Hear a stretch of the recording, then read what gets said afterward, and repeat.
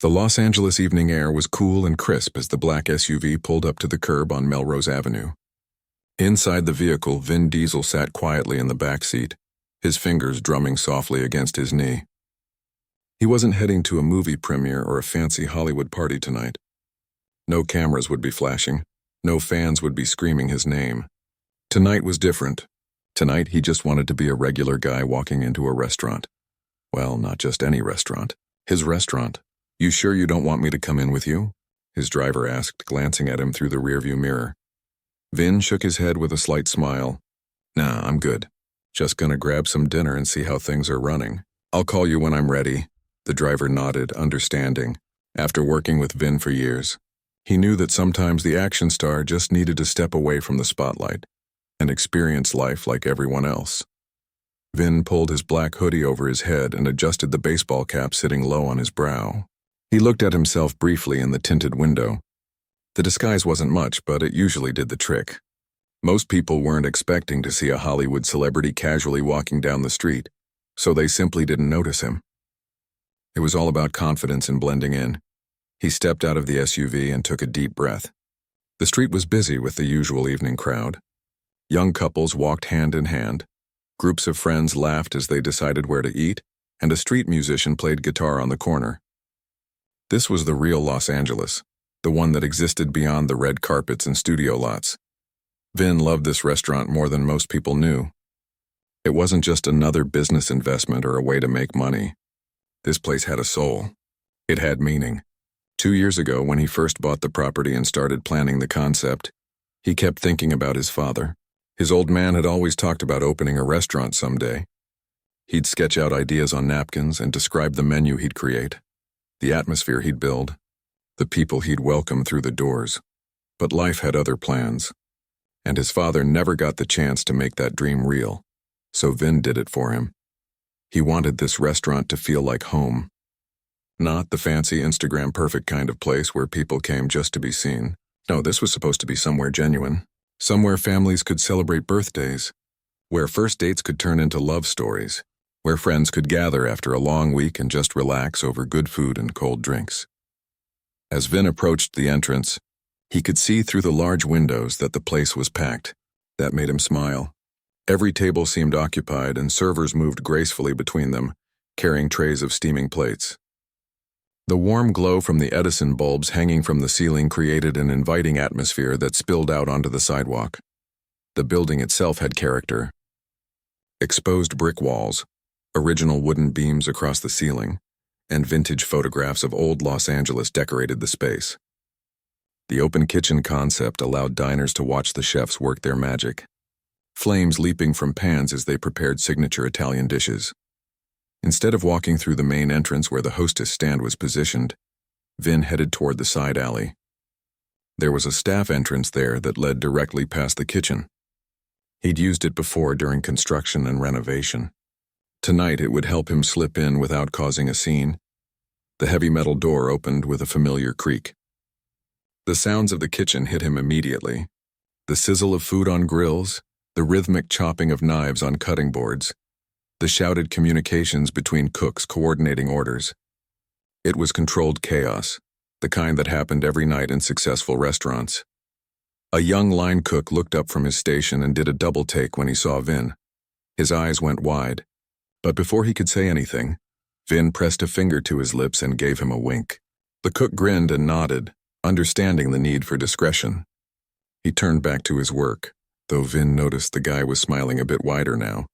The head chef, a passionate man named Antonio who'd trained in Italy for 15 years, spotted Vin from across the kitchen. Antonio had been with the restaurant since day one, and Vin trusted him completely. The chef wiped his hands on his apron and walked over, speaking in a low voice. "Boss, you didn't tell me you were coming tonight," Antonio said, his Italian accent still thick despite decades in America. "That's kind of the point," Vin replied with a quiet laugh. "I want to see how everything runs when people think I'm not around. Real experience, you know?" Antonio nodded approvingly. "Smart, everything is good tonight. Saturday dinner rush, as you can see. The osso buco is flying out and we're almost out of the tiramisu already." "That's what I like to hear," Vin said, clapping the chef gently on the shoulder. I'm just gonna grab a corner table, order some food, and watch. Pretend I'm not here. Invisible boss, Antonio said with a knowing smile. I'll make sure the word stays in the kitchen, but you better try the special tonight. I'm doing a braised short rib that will change your life. You say that about everything you cook, Vin teased. Because it's always true, Antonio shot back with a grin before returning to his station. Vin moved through the swinging doors that separated the kitchen from the dining room. Immediately, the atmosphere changed. The harsh brightness and industrial sounds of the kitchen gave way to soft jazz music, warm lighting, and the pleasant murmur of conversation and laughter. He paused for just a moment, taking it all in. At one table, a young man was down on one knee, holding out a ring while his girlfriend covered her mouth in shock and joy. At another, a family of 6 was celebrating what looked like a grandmother's birthday, complete with a cake and off-key singing. Near the window, 2 business colleagues shared wine and discussed what seemed to be an important deal. Their papers spread across the table between their appetizers. This was exactly what Vin had envisioned. Real life happening in real time, people creating memories. He spotted an empty 2-top table in the far corner, partially hidden by a decorative wooden partition. Perfect. He could sit there, observe everything, and remain relatively unnoticed. As he made his way across the dining room, he kept his head slightly down, the bill of his cap helping to shadow his distinctive features. A few people glanced at him as he passed, but no one seemed to recognize him. One older woman did a slight double take, squinting like she thought she knew him from somewhere, but then turned back to her companion and continued her conversation. Vin smiled to himself. The disguise was working. He settled into his chair and looked around. From this angle, he had a good view of most of the dining room. He could see the bar area where a talented bartender was shaking cocktails with practiced flair, entertaining the customers sitting at the bar with jokes and stories. He could see the server station where waitstaff punched in orders and assembled trays. He could observe the flow of the room, how servers navigated between tables, how the hostess managed the waiting list, how everything worked together like a well-rehearsed dance. A server approached his table with a friendly smile, carrying menus and a water glass. She was probably in her mid-30s with her hair pulled back in a neat ponytail and the restaurant's signature black apron tied around her waist. "Good evening. Welcome in," she said warmly. "Can I start you off with something to drink besides water?" "Just water is fine for now, thanks," Vin said, keeping his voice casual and his head slightly turned. "Perfect. Take your time with the menu and I'll be back in just a few minutes to check on you." She placed the menu down and moved on to her next table. Efficient and friendly. Vin appreciated that about his staff. Antonio had been right to hire experienced people who knew how to make customers feel welcome without being overbearing. Vin opened the menu, though he knew it by heart. He'd approved every single dish, tasted every recipe, and even suggested modifications to a few items. But he liked looking at it anyway, seeing how it was presented, noticing which items had small notations indicating they were popular or chef recommendations. The menu featured classic Italian comfort food with elevated techniques. Handmade pasta dishes, slow-braised meats, fresh seafood, wood-fired pizzas with creative toppings. Everything was made from scratch daily. No shortcuts, no frozen ingredients, nothing from a can unless it was imported from Italy itself. As Vin scanned the appetizers, his attention was drawn to a sound coming from somewhere near the kitchen entrance. It was faint, almost lost beneath the ambient noise of the dining room, but something about it made him pause and listen more carefully. It sounded like someone was upset.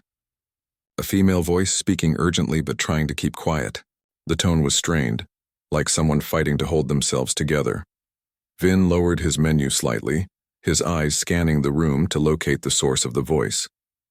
Years of action movies had given him pretty good situational awareness, even in real life. He spotted a young woman standing near the server station, partially hidden behind a decorative column. She had her back to the dining room and she was holding a cell phone to her ear. Even from a distance, Vin could see the tension in her shoulders, the way she kept glancing around nervously, making sure no one was watching, the way she shifted her weight from foot to foot like she was carrying an invisible burden. He couldn't make out the exact words yet, but the distress in her voice was unmistakable. Something was wrong. Something serious. Vin felt his instincts kick in. The same instincts that made him protective of his family, his friends, his crew on movie sets. He'd always been the kind of person who noticed when someone was struggling, even when they tried to hide it. He set his menu down completely now, his full attention on the young server. The restaurant continued buzzing around him, completely unaware that anything was happening. But Vin was tuned in, listening, watching, and already starting to wonder what could make someone that upset while they were at work. The evening had just taken an unexpected turn. Vin had come here to observe his restaurant operating smoothly, to enjoy a quiet meal and feel connected to his father's memory. Instead, he was about to stumble into something that would change more than just his evening. He just didn't know it yet. Vin adjusted his position in the chair, angling himself slightly so he could better observe the young woman by the server station. She was still on the phone, her body language screaming stress even though she was trying to keep her voice down. Her free hand gripped the edge of the service counter so tightly that her knuckles had turned white. The dining room remained oblivious to her distress. Around him, people continued eating, laughing, celebrating. A waiter passed by carrying a tray of desserts. The bartender shook a cocktail shaker in rhythm to the jazz playing overhead. Life went on, as it always does, while someone struggled quietly in the background. Vin had seen this before. People putting on brave faces while carrying impossible weights. He'd grown up watching his mother do exactly that, working multiple jobs, smiling through exhaustion, never letting him see how scared she was about making rent or putting food on the table. That kind of strength left an impression on a kid. It made him notice when others were doing the same thing. The young server shifted slightly, and Vin got a better look at her. She was probably in her early 20s, with dark hair pulled back in a bun that was starting to come loose. Her restaurant uniform was spotless and pressed, the kind of attention to detail that spoke of someone who took pride in their work. But her face told a different story. Even from where he sat, he could see the redness around her eyes. The way she kept blinking rapidly like she was fighting back tears. She turned slightly away from the dining room, creating even more privacy for herself, and that's when Vin heard her words more clearly. "Mom, I know," she said, her voice thick with emotion. "I've been trying everything. I picked up those extra shifts last week, and I've been working lunch service at the diner on my days off here." There was a pause as she listened to whoever was on the other end. Her mother, apparently. "No, please don't apologize," the young woman continued, and now her voice cracked slightly. "This isn't your fault. You didn't ask for any of this to happen. We're going to figure it out." Another pause. Vin watched as she squeezed her eyes shut, a single tear escaping and rolling down her cheek. She wiped it away quickly with the back of her hand. "The surgery is scheduled for next Tuesday," she said quietly. "Dr. Chen's office called me this afternoon. They need the deposit by Wednesday morning or they're going to have to cancel and reschedule. It's hospital policy. They can't hold the operating room without the payment guarantee." Vin felt something tighten in his chest. Surgery, deposits, cancellations. These weren't abstract problems. This was someone's real life, real crisis, happening right now just a few feet away from people enjoying expensive wine and appetizers. "I'm still short $3,000, the young woman said, and her voice dropped to almost a whisper. "I've sold everything I can sell. I borrowed from my credit cards, but I maxed them out. I asked about a payment plan, but they said for this type of procedure they need at least 75% up front." She listened again, shaking her head even though the person on the phone couldn't see her. "No, absolutely not. We are not asking Aunt Rosa for money. She's already helped us so much and she's on a fixed income. I won't do that to her." Her tone was firm despite the tears. "I'll figure something out. I always do." But the way she said it, Vin could hear the doubt underneath. The fear, the exhaustion of someone who'd been fighting too long and was running out of options. "Mom, I have to go," she said suddenly, glancing nervously toward the dining room. "My manager is going to wonder where I am, and I can't afford to lose this job. Not now. I love you. Tell Sophia I'll call her before bedtime, okay? Give her a kiss for me." Sophia. A daughter, Vin realized. This young woman was a mother herself.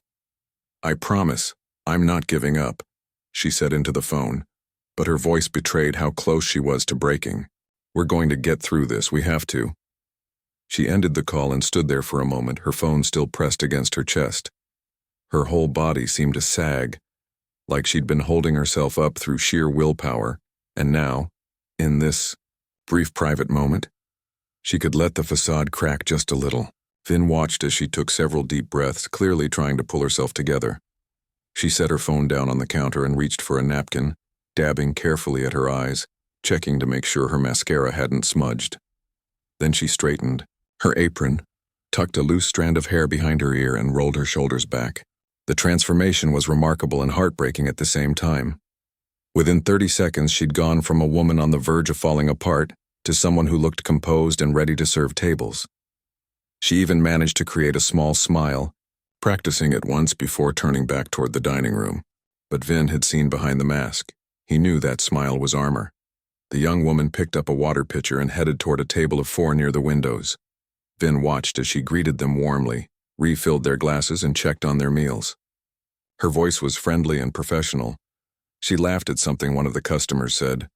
Nobody at that table would have any idea that just moments ago she'd been crying on the phone about a medical crisis. That took strength, real strength. Vin thought about his own journey. The years before Hollywood, when he was a struggling actor in New York, taking any job he could find. Bouncer, construction worker, telemarketer. He remembered the stress of not knowing if he'd make rent, of choosing between groceries and subway fare, of wondering if his dreams were just delusions and he should give up and get a real job. But he'd never had to worry about a child's surgery. He couldn't imagine carrying that kind of pressure. The young server moved from table to table, and Vin continued to observe her. She was good at her job, he noticed. Really good.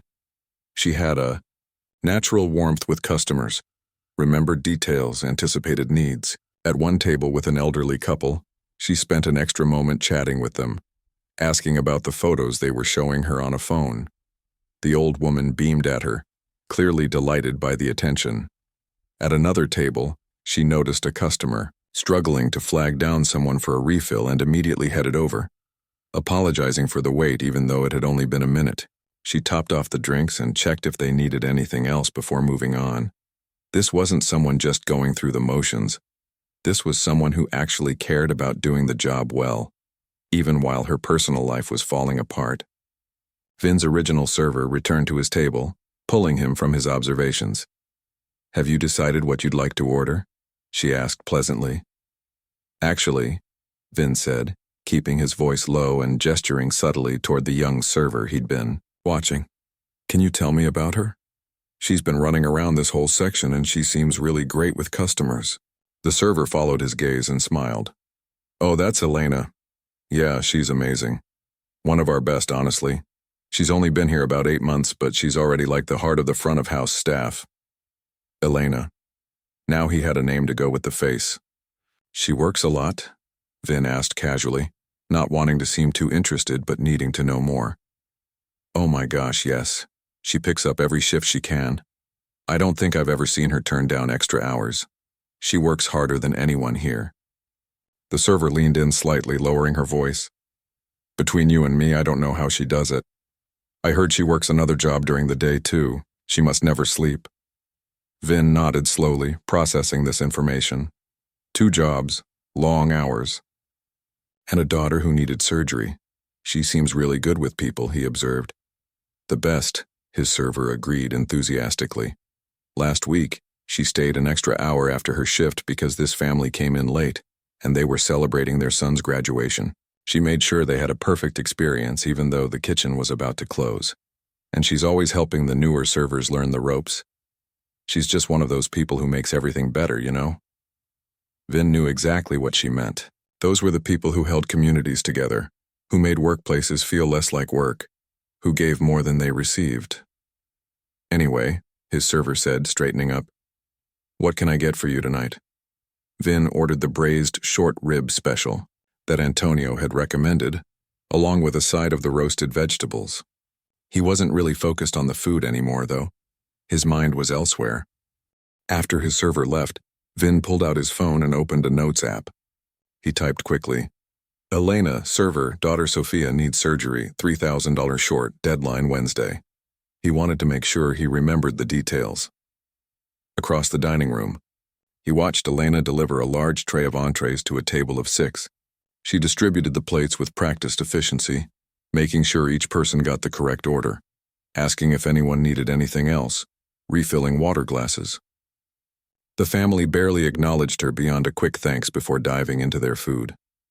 Elena smiled anyway and moved on to her next table. Vin thought about all the people in the world who worked like this. Invisible to most, essential to everything. The servers and cooks, the janitors and delivery drivers, the nurses and teachers. People who showed up every day, did hard work for modest pay, and somehow still managed to smile and treat others with kindness. His mother had been one of those people. She'd worked as a housekeeper, an office cleaner, whatever she could find. She'd come home exhausted, her hands rough from chemicals and hard work. But she'd still help him with his homework and make sure he had clean clothes for school. He'd promised himself back then, when he was a kid watching her struggle, that if he ever made it big, if he ever had money and success, he'd remember where he came from. He'd remember what it felt like to be on the other side, where a $3,000 emergency wasn't an inconvenience but a catastrophe. A busboy came by to clear an empty table near Vin, and Elena followed behind him, resetting it with fresh linens and silverware. She worked quickly and precisely, making the table look perfect for the next guests. As she smoothed out the tablecloth, Vin noticed her hands were shaking slightly. She paused for just a second, pressing her palms flat against the table like she was steadying herself.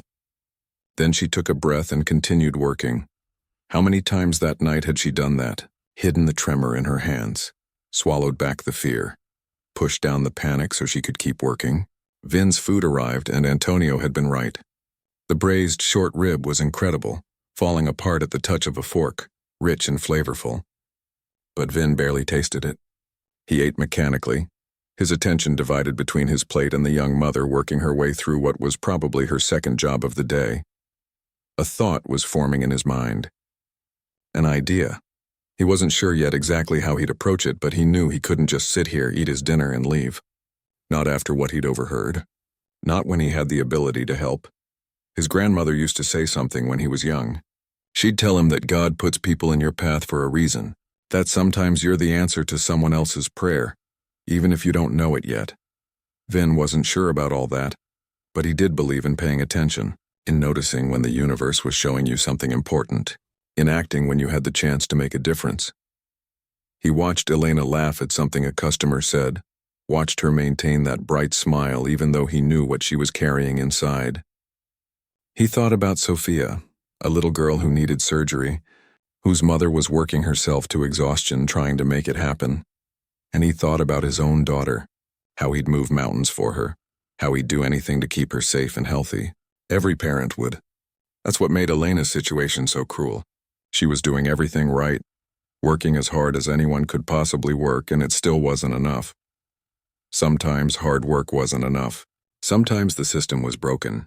Sometimes people needed help, and there was no shame in that. Vin made a decision. He didn't know exactly how he'd execute it yet, but he knew he was going to do something.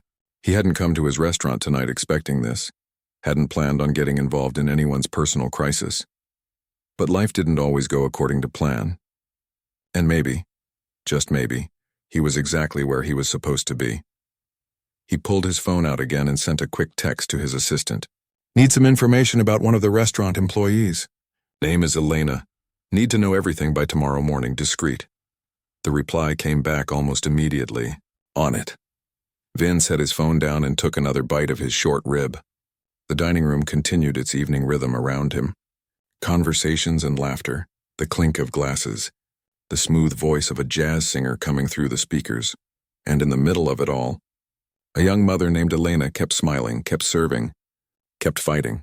She had no idea that anything had changed, that someone had noticed. That help was coming, but it was. Vin was going to make sure of it. Vin finished his meal slowly, watching the rhythm of the restaurant flow around him. The dinner rush was still going strong, and Elena hadn't stopped moving since he'd watched her take that devastating phone call. She went from table to table with the same energy, the same warm smile, never letting anyone see the weight she was carrying. He needed more information before he could figure out the best way to help. Vin had learned over the years that good intentions without good execution could sometimes make things worse. He didn't want to embarrass Elena or make her feel like a charity case. This had to be done right. After settling his bill and leaving a generous tip, Vin made his way back toward the kitchen area. He spotted the restaurant's general manager, a guy named Robert who'd been running the place since opening day. Robert was in his late 40s, a former restaurant manager from a high-end steakhouse downtown. Vin had hired him because he was experienced, professional, and genuinely cared about both the staff and the customers.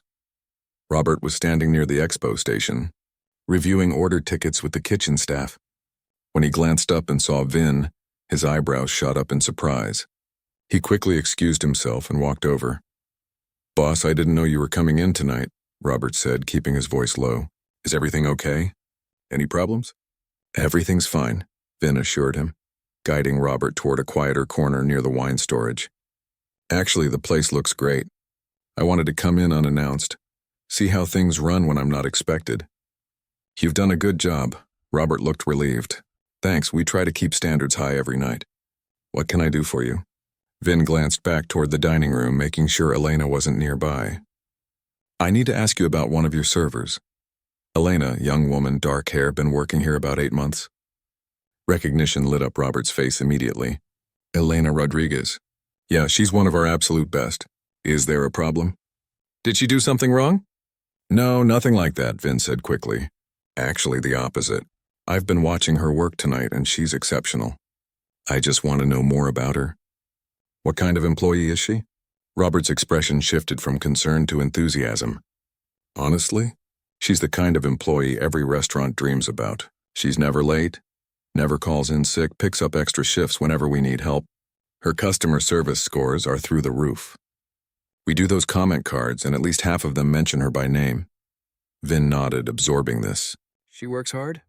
"Hard doesn't even cover it," Robert said, shaking his head with a mixture of admiration and concern. "Between you and me, I actually worry about her sometimes. She works lunch shifts at another restaurant on her days off from here. And I know she's got a kid at home, a little girl. I don't know when she sleeps."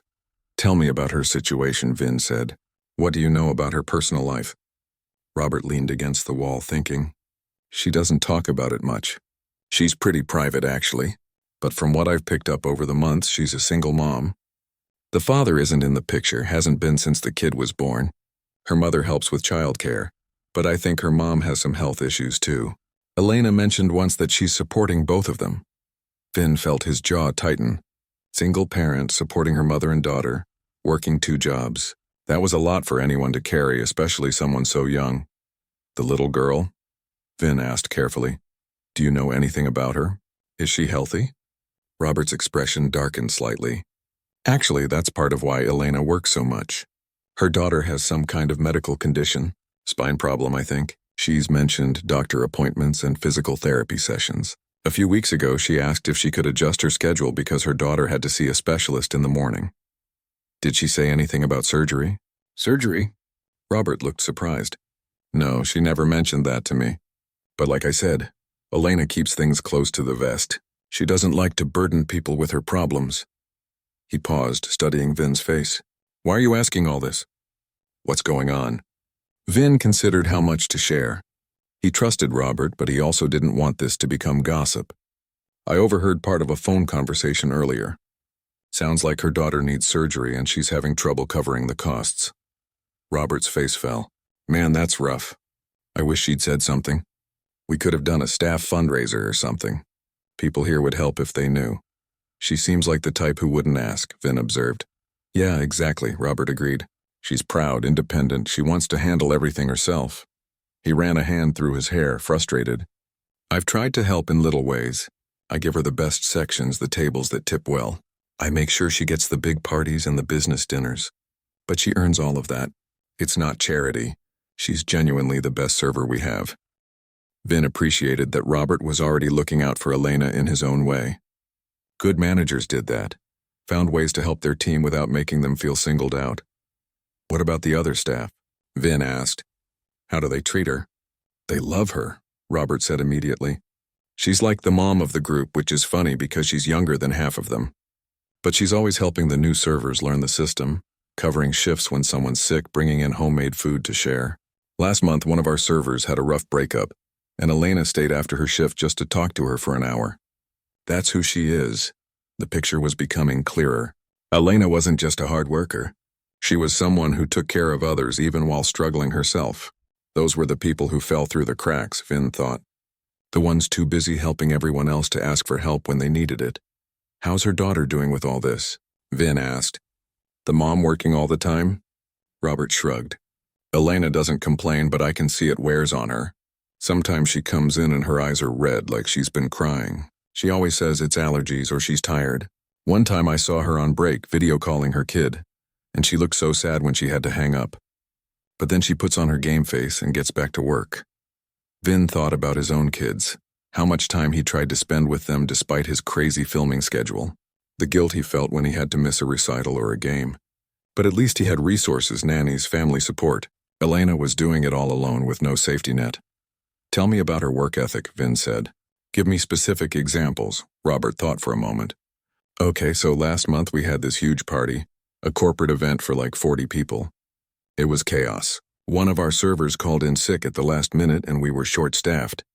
Elena was supposed to be off that night, but when I called her in a panic, she showed up 30 minutes later. She'd been at her other job all day, but she came in anyway and helped us get through it. She stayed until almost midnight helping clean up. Did you pay her extra for that? Of course. Overtime, plus I gave her a bonus from my own pocket. But she tried to refuse it. Said she was just doing her job. Robert shook his head. Most people would have said no when I called, especially on their day off. But not Elena. What else? Vin prompted. There was this elderly couple who came in a few months ago. They're regulars now, come in every Thursday night. The first time they were here, the husband mentioned it was their anniversary, and Elena made a big deal of it. Got Antonio to send out a free dessert, had us all sing to them. The wife was crying happy tears. Now they request Elena's section every time they come. They bring her little gifts, pictures of their grandkids. She's built a real connection with them. The more Vin heard, the more impressed he became. Elena wasn't just competent. She was exceptional. The kind of employee who elevated everyone around her. Any problems with her at all? Vin asked. Anything I should know? Robert thought hard, then shook his head. Honestly? No. The only issue is that she works too much, and that's not really a problem from a management perspective. If anything, I try to make sure she takes her breaks, stays hydrated, eats something during her shift. Sometimes she gets so focused on taking care of customers that she forgets to take care of herself. That tracked with everything Vin had observed. Elena was a caretaker by nature, someone who put everyone else first. What do you pay her? Vin asked. Robert told him the hourly rate plus average tips. It was fair for the industry, maybe even slightly above average for the area. But Vin did the quick math in his head. Even with tips, even working as many hours as Elena was clearly putting in, it wouldn't be enough to cover rent, utilities, food, medical expenses, and save for a surgery deposit. Not even close. She ever mentioned financial problems? Vin asked. Never directly. But I noticed things. Her shoes are worn out, been resoled at least twice. Her work clothes are always clean and pressed, but they're the same 3 outfits rotated. She brings lunch from home every day. Never orders from the restaurant even though we give staff discounts. Little things that add up. Robert looked troubled. I probably should have checked in with her more. Sometimes I forget that just because someone's smiling doesn't mean everything's okay. Don't beat yourself up, Vin said. You've been looking out for her in the ways you could. She's lucky to have a manager who pays attention. Robert nodded, but he still looked concerned. So what are you thinking? How can we help her? I'm still working that out, Vin admitted. But I need you to do something for me. I need you to keep this conversation between us. Don't tell Elena I was asking about her. Don't mention to the other staff that we talked. Can you do that? Sure, of course. But why the secrecy? Because I want to help. But I need to do it in a way that doesn't embarrass her or make her feel like she's being pitied. People like Elena, they have pride. That pride is probably what keeps them going. I don't want to take that away from her. Robert studied Vin for a long moment, then smiled slightly. You know, when you first bought this place, I wasn't sure what to expect. A lot of celebrity owners just want the prestige, the tax write-off. They don't actually care about the business or the people. But you're different. You actually give a damn, Vin shrugged. My mom worked restaurants when I was growing up. I remember what it was like. She'd come home exhausted, feet hurting, smelling like fryer oil, but she never complained. She just did what she had to do to take care of me. When I see someone like Elena, I see my mom. How could I not care? They stood there for a moment in mutual understanding. Then Vin straightened up. Okay, I'm going to head out, but I'll be in touch soon. And Robert? Make sure Elena gets the best shifts this week. Not as a favor to me, but because she's earned them. Can you make that happen? Already on it, Robert assured him. She's closing tomorrow night, and we've got a private party booked. Big tips guaranteed. Good man, Vin said, clapping him on the shoulder. As Vin turned to leave, Robert called out quietly, Hey boss, whatever you're planning, I hope it works out. Elena deserves some good news. She deserves a break. She's going to get one, Vin promised. I'm going to make sure of it. He made his way back through the kitchen, giving Antonio a quick nod as he passed. The chef was too busy expediting orders to stop and chat, but he smiled and gave Vin a thumbs up. Back in the dining room, Vin spotted Elena one more time before he left. She was at a table with a family, crouching down to talk to a little boy who looked about 5 or 6. The kid was showing her something on a tablet, and Elena was genuinely interested, asking questions and making him laugh. The parents watched with appreciative smiles. When Elena stood up and moved toward the kitchen, Vin saw her wince slightly and touch her lower back. Too many hours on her feet, probably, but she rolled her shoulders, took a breath, and kept going. That was the moment Vin knew exactly what he needed to do. Not just help with the surgery costs, though that was important, but something bigger. Something that would actually change Elena's life. Give her the stability and security she was working so hard to achieve. He pulled out his phone as he walked toward the exit, dialing his assistant again. I need you to pull together some information for me, he said when she answered. Hospital billing departments, how they work, what kind of arrangements can be made. Also, I need you to research employment benefits, health insurance options, educational funds for kids, everything. And I need it by tomorrow afternoon. What's this for? His assistant asked, curious but professional. I'm going to change someone's life, Vin said simply, and I want to do it right. He stepped out into the cool Los Angeles night, the sounds of the restaurant fading behind him. His SUV was waiting at the curb right where he'd left it. As he climbed into the back seat, his driver asked, How was dinner? Vin thought about the braised short rib he'd barely tasted, about Elena's phone call, about the little girl named Sophia who needed surgery, about all the people in the world working themselves to exhaustion just to survive. Eye-opening, he finally answered. Really eye-opening? The SUV pulled away from the curb, merging into traffic. But Vin's mind was already miles ahead. Planning, calculating, figuring out exactly how to help Elena without hurting her pride. It was going to require some finesse, some careful thought. But if there was one thing Vin had learned from years in Hollywood, it was how to make things happen when he set his mind to it, and his mind was definitely set on this. The next evening, Vin found himself back at the restaurant. He'd spent most of the day working with his assistant, making phone calls and putting pieces in place. But there was one crucial step he needed to take before moving forward with his plan. He needed to talk to Elena directly.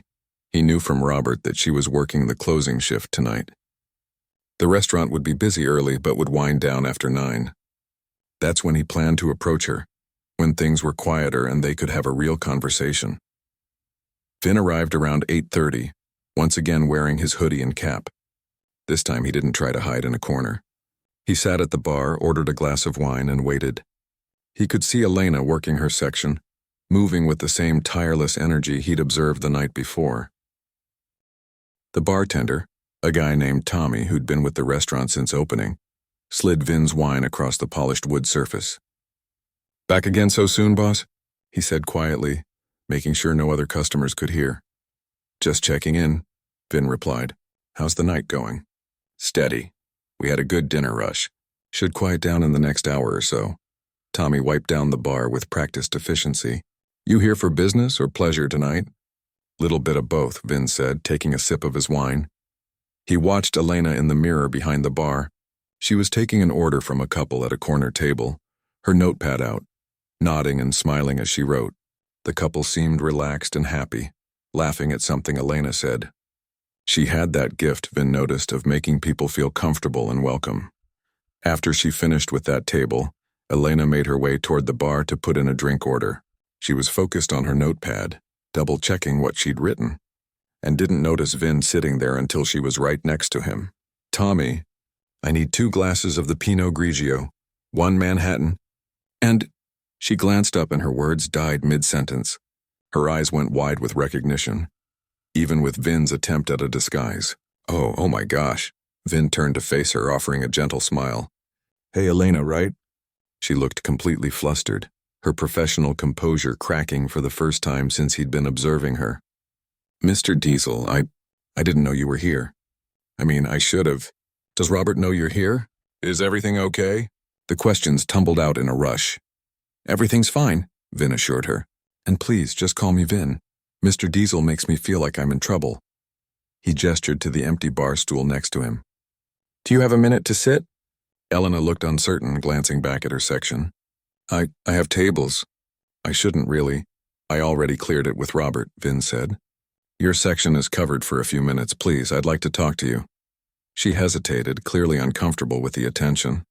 But she nodded and carefully sat down on the stool, perching on the edge like she might need to jump up and run at any moment, her hands twisted together in her lap, nervous energy radiating from her.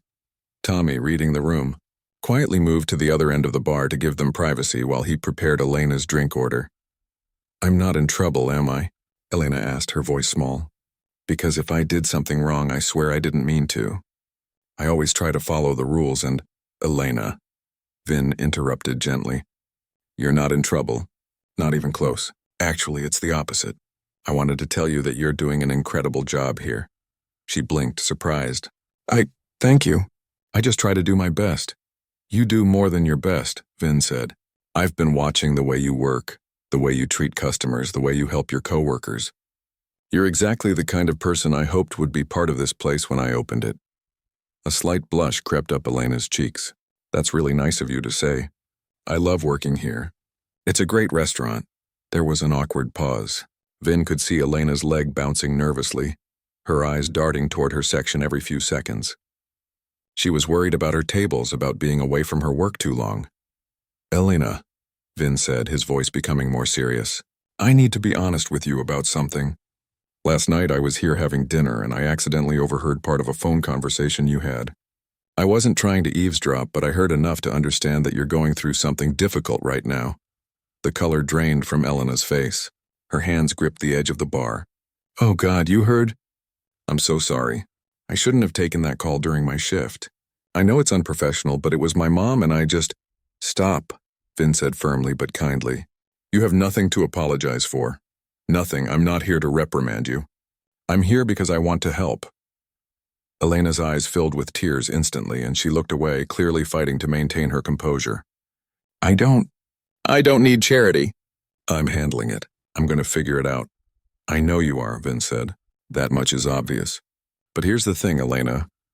Sometimes life throws us challenges that we shouldn't have to face alone. And sometimes, people who have the ability to help should step up and do it. Not because the person can't handle it themselves, but because nobody should have to carry that much weight by themselves." A tear escaped and rolled down her cheek. She wiped it away quickly, embarrassed.